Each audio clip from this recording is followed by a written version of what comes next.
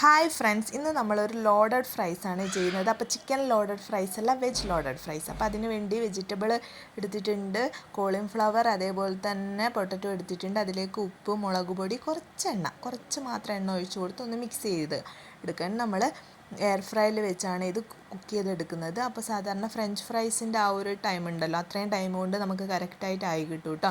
ഇടയ്ക്കൊന്ന് ഇളക്കി കൊടുത്താൽ മാത്രം മതി. അപ്പോൾ നമ്മൾ ആയി കഴിഞ്ഞതിന് ശേഷം ഇതിലേക്ക് കുറച്ച് കോൺ ചേർത്ത് കൊടുക്കുന്നുണ്ട്.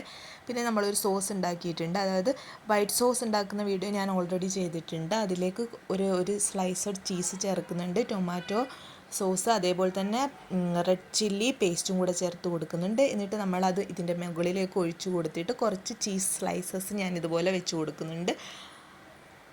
എന്നിട്ട് 5 മിനിറ്റ് നമ്മൾ എയർ ഫ്രയറിൽ ഒന്ന് കുക്ക് ചെയ്തെടുക്കുന്നുണ്ട്. നന്നായിട്ട് നല്ല ടേസ്റ്റി ആയിട്ടുള്ള ഒരു സംഭവമാണ്. എല്ലാവരും ഒന്ന് ട്രൈ ചെയ്ത് നോക്കൂ.